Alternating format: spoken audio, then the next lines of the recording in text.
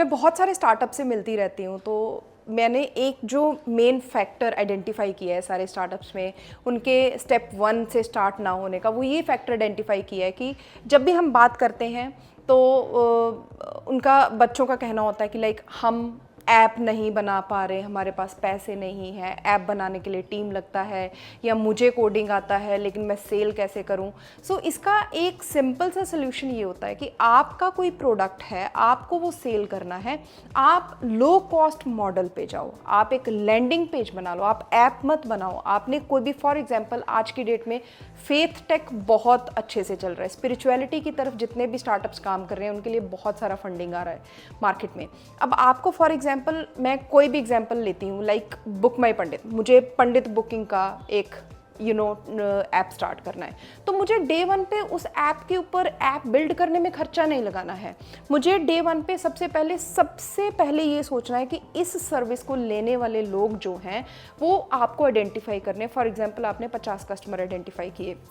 या 100 कस्टमर्स आपने ढूंढे, वो किस तरीके से ढूंढेंगे? आप इंस्टाग्राम पे पेज बना सकते हैं, आप व्हाट्सएप कम्युनिटी के थ्रू रीच आउट कर सकते हैं लोगों को, आप एक लैंडिंग पेज बना सकते हैं। आई मीन ये लो कॉस्ट मॉडल होते हैं जिसमें आप अपना एक सर्विस जो है या एक प्रोडक्ट जो है टेस्ट करते हैं। तो आप ऐप में पैसा लगाने से पहले, मेरा सबसे पहला एडवाइस स्टार्टअप्स को ये रहता है कि आप ऐप में पैसा लगाने से पहले एक लैंडिंग पेज के थ्रू एक ऐड लगा के चेक कर लो लोगों का रिस्पॉन्स क्या आ रहा है। आप एक इंस्टाग्राम पे भी एक ऐड बना के उसमें पब्लिश कर देंगे और बूस्ट कर देंगे तो आपको लोगों का रिस्पॉन्स समझ में आ जाएगा कि लोग इस तरीके की सर्विस को लेंगे भी या नहीं लेंगे। सो मेरा एडवाइस सारे स्टार्टअप्स जितने भी फाउंडर्स हैं, जब भी वो कुछ सोचते हैं कि हम ये स्टार्ट करते हैं, तो आपका सबसे पहले दिमाग चलना चाहिए कि कितने कम अमाउंट को इन्वेस्ट करके आप इस प्रॉब्लम स्टेटमेंट के सोल्यूशन को मार्केट में टेस्ट कर सकें।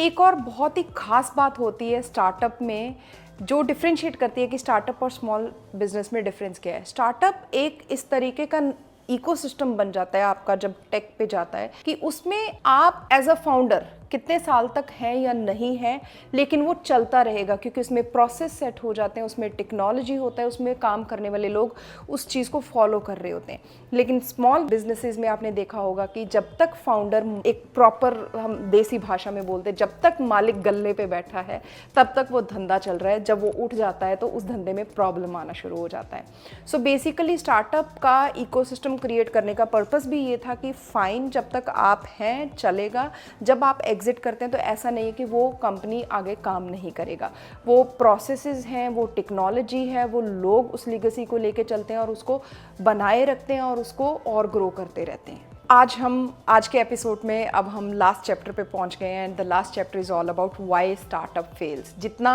स्टार्टअप जल्दी स्केल करता है या उसको फंडिंग मिलता है, उतनी जल्दी उसके फेल होने के चांसेस भी होते हैं। As per the CB insight 92% startups जो हैं पहले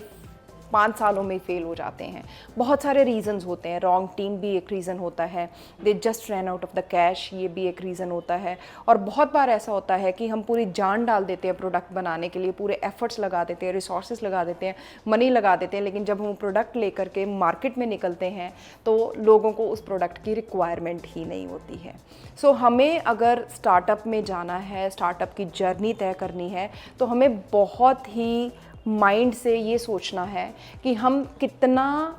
जल्दी मॉडल को टेस्ट करें और कितनी लो कॉस्ट पे मॉडल को टेस्ट करें। हमें अपना कॉस्ट हमेशा लो रखना है जब तक हमारा मॉडल टेस्ट नहीं हो जाता है। तो इस एपिसोड में हमने ये समझा कि स्टार्टअप क्या होता है, स्टार्टअप और स्मॉल स्केल में डिफरेंस क्या होता है, और स्टार्टअप फेल क्यों होते हैं। तो आपको इस एपिसोड के बाद ये समझ में ज़रूर बनाना, माइंड में ज़रूर क्रिएट करना है कि आपको स्टार्टअप की तरफ जाना है या स्मॉल बिजनेस की तरफ जाना है। आपको एक वीक में पूरा केस स्टडी करना है, जोमेटो का केस स्टडी